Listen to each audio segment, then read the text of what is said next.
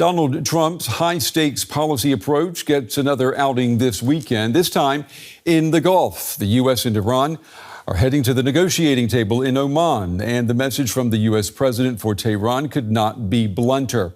Strike a nuclear deal or face military force, quote, like never before.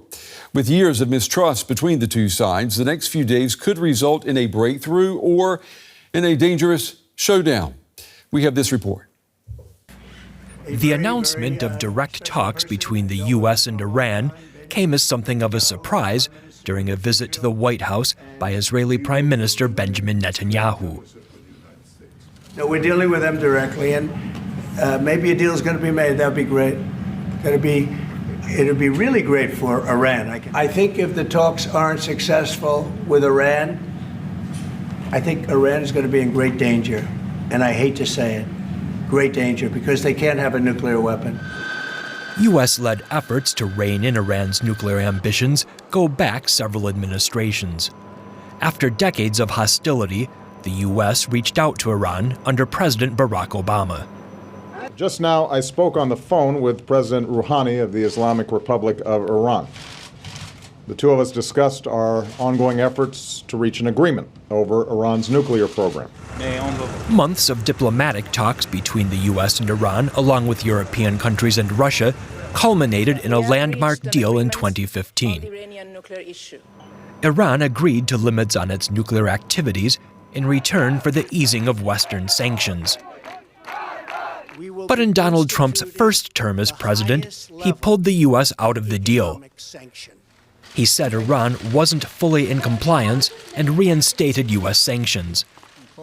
His successor, Joe Biden, signaled U.S. willingness to revisit the international agreement under the condition that Tehran's Middle East policies were addressed.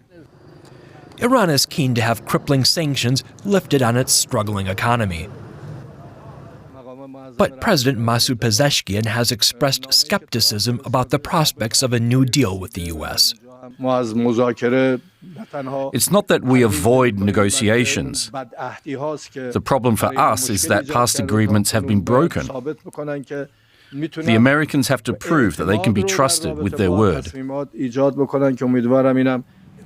Trump, who withdrew from the original Iran nuclear deal, now says he wants a new one.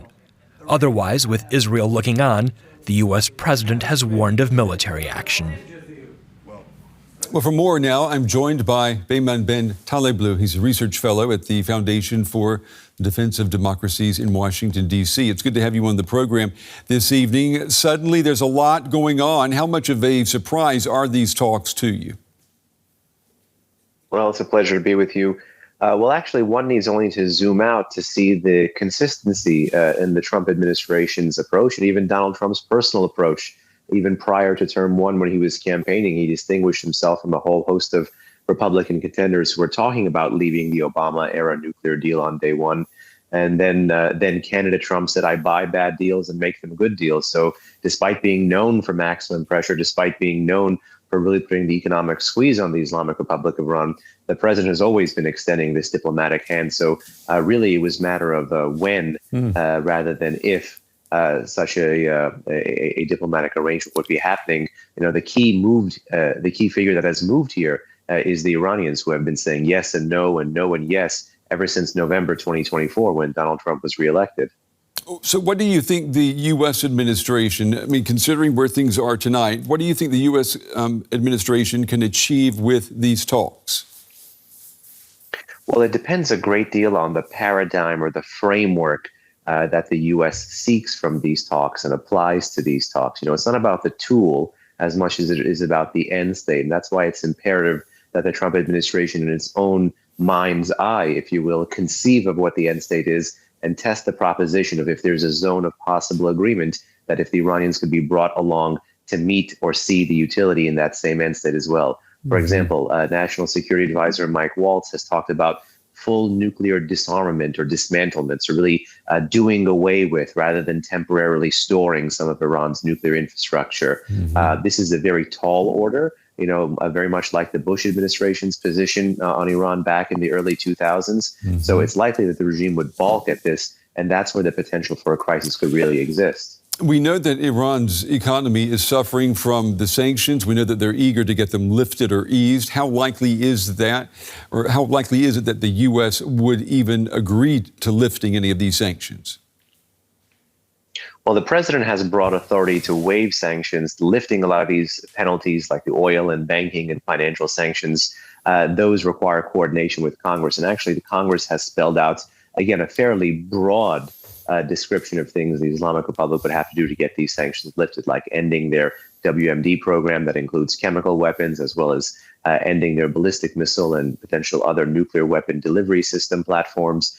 So the congressional element here is quite big. But let me push away from the table, because it's not just about sanctions relief this go around. Even though the Iranian economy is much worse off today than it was in 2013 or 2015 when it engaged with President Obama, now it's about staving off a military attack. And I think one of the primary drivers or logics behind Iranian engagement here with a president like President Trump, who has had a staunch track record of really putting the squeeze on the regime here, is to try to stave off a potential military attack, be it from America or from Israel. Yeah, that's a very good point. And all eyes will be on those talks this weekend. Beyman Ben Taliblu, we appreciate your time and your valuable insights this Friday. Thank you.